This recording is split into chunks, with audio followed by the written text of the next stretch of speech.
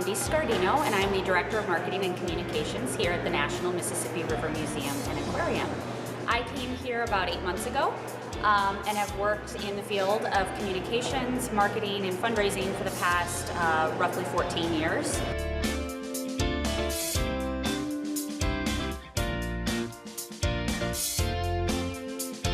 As this museum grew, the idea was, how can we tell the story of not only Dubuque County, but also of the river? We're on the river, how can we tell that story, and how can we do it in a way that perhaps others aren't? And so it grew into, the exhibits became about history as well as river life today. We have a number of programs that we support the larger community. We have a partnership with the Dubuque Schools where we work with some of the low-income schools in the area, and we do outreach programs to those schools on a regular basis. We also have an EMM program, every member program, where folks who meet a few different key financial guidelines can receive a free membership, 6-month membership, and then they have to renew every 6 months. So there's ways that we do outreach to the community that way. We are telling the story of an ecosystem, and part of that is when you have to interpret a watershed, you have to understand that decisions that we make here in Iowa, decisions that we make further away from the Mississippi River, have an impact not only on the river, but on the Gulf of Mexico and the oceans at large. And so there is a big responsibility to tell that story.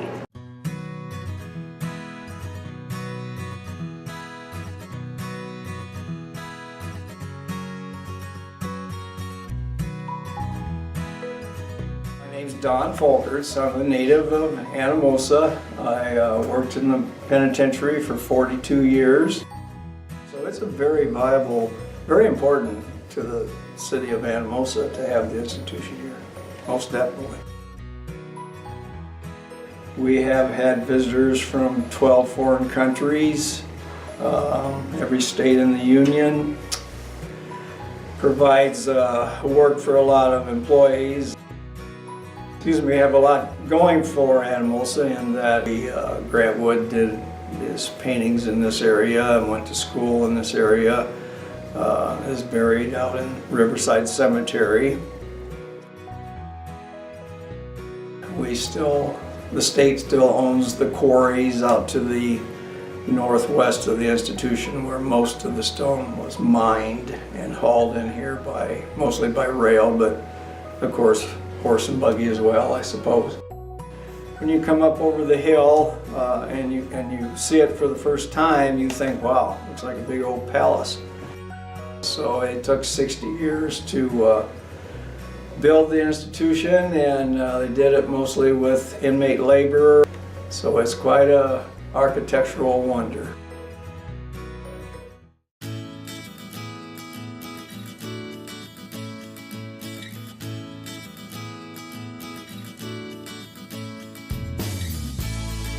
I was born and raised here in Bellevue, Iowa. I then moved out, like everybody, right? I got out in a small town for a little bit. Moved around, did a few things. Ended up coming back to Iowa. Family, community. You don't realize what you have until you leave it, I think. And life here is it's easy, I guess is what I say. I don't have a commute. I can ride my bike to work every day, which is nice. Everybody in this community helps each other, and we're all extremely friendly, and everyone gets along. And we're a community-driven brewery, so we do everything to try to give back to the community and also help out. And so that's what drove us to come back here. I own it with my brother, his wife, and then my husband. So the 4 of us make up the people who own this brewery. We say family owned and operated though, because all of our family helps out. We try our best to be as green as we can be. We have different things that we do, so the spent grains go back out to the family farm. We use the water for our chill plate. We recycle that. We have a tank downstairs and a fridge. We keep it cooled, and we just keep recycling it and reusing that water. We recycle anything we can in here, and that's why we did cans too. Cans are just a little bit easier to recycle. Anything that we can try to do to be greener and conserve energy, we try to do our best to do. We do events kind of all throughout the year.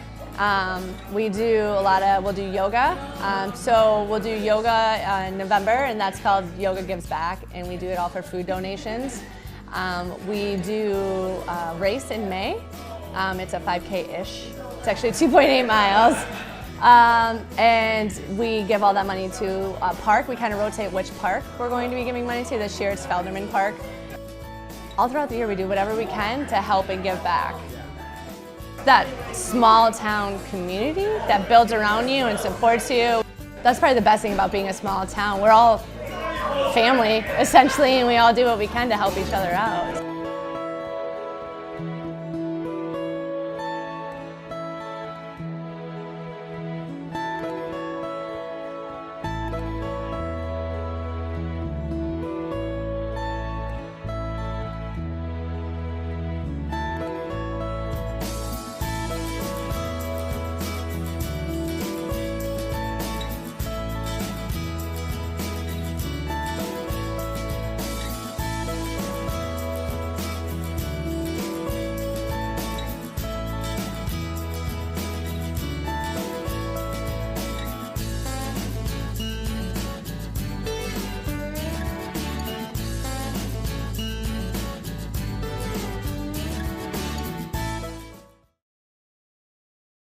Hey Chuck, you're in the shot. Go